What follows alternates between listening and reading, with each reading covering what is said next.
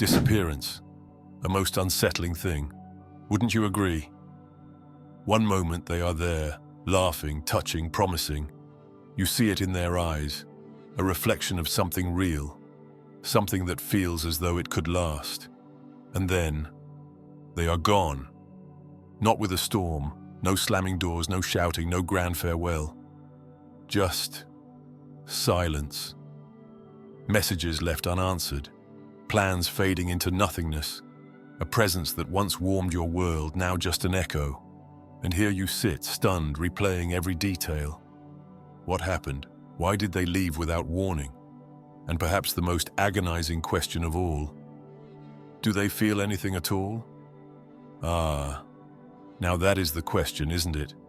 Because you have been conditioned to believe that absence means indifference, that the one who walks away without a word must not be hurting, that their silence is proof of their apathy. But what if I told you, you are wrong?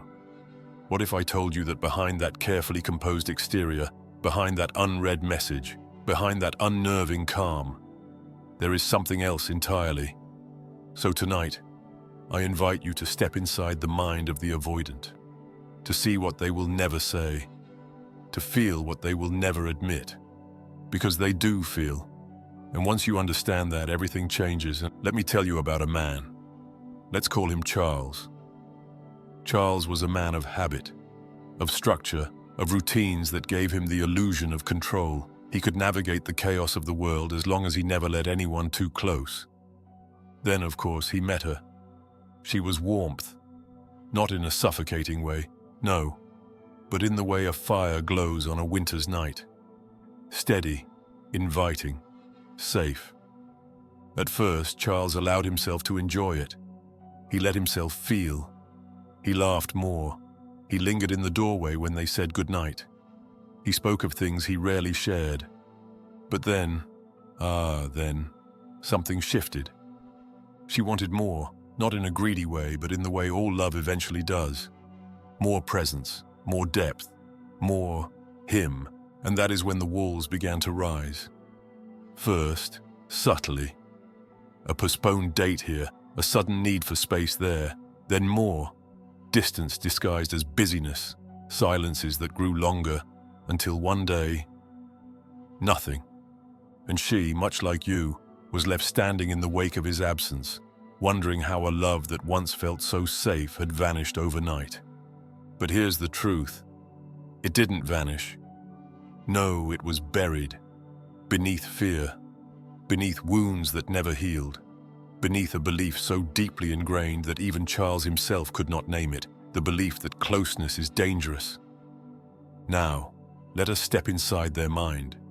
You might think they feel nothing, that they move on effortlessly, sleeping soundly while you wrestle with the emptiness they left behind. But that, dear listener, is an illusion. Here's what truly happens. At first they feel relief. Yes, relief. A weight lifted. The pressure is gone. They no longer have to explain themselves, to answer for their distance, to meet expectations they fear they cannot sustain. This is the part that stings the most, isn't it? But be patient, for the story is not over, because relief is a trick that only lasts so long before the silence begins to whisper. At first, they drown it out. They fill their time with distractions. Work, friends, meaningless conversations that do not demand much of them. But then, in the quiet moments, when the noise fades, you return. Not in the form of a longing declaration. No, that would be too easy. But in the spaces between things, in the way they catch themselves picking up their phone, only to put it down again. In the way they pass by the cafe where you once sat for hours and feel something tighten in their chest. In the way they recall your voice, your laughter, the way you looked at them, not with judgment, not with expectation, but with something even more terrifying, with understanding. And here, in this moment, something foreign creeps in. Not relief, not indifference, but doubt. You see, an avoidant does not fear love. No, that would be too simple. They fear what love demands, to stay, to be seen, to let someone in and trust that they will not leave, will not use their vulnerabilities against them. And when they do leave, when they run, as they always do, there is a quiet, unspoken terror that follows them. What if I was wrong? They told themselves they needed space. They told themselves they were not ready. They told themselves they could live without you. But now, as time stretches on, a new fear begins to creep in. The fear that they may have left behind something real. And here, dear listener, we arrive at a most delicate moment. Because while they may wonder, they will not act. Not yet.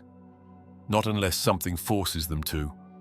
An avoidant will not return because they miss you. No, they have missed many people in their life and have learned to survive it. They will not return because they regret leaving.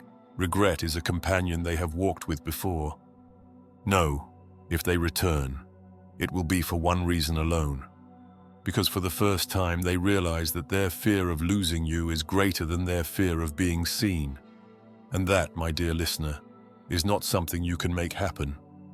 It is something they must arrive at on their own. You cannot chase them. You cannot explain your worth.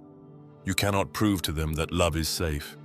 Because the moment you do, you confirm their deepest fear. That closeness comes with expectation, with pressure, with the risk of losing themselves. No, if an avoidant is to return, if they are to open up, it will not be because you waited. It will be because they realized you were no longer waiting at all. Now I must ask you a question. If they do come back, if they send that hesitant message, if they linger in the spaces they once avoided, what will you do? Not will you take them back? No, that is not the question that matters. The question is, do you still want what you once did? Because something strange happens when you stop waiting for someone to return. You begin to realize that the version of you who once longed for them is no longer the version of you who stands here now. And that is the moment when everything shifts. So, my dear listener, if they left without warning, do not mistake their silence for absence of feeling. They feel. But until they face themselves, until they decide that losing you is a risk greater than vulnerability itself, they will remain in the shadows. And you? You must decide whether you wish to wait in the dark or walk forward into the light. And that is where your power lies.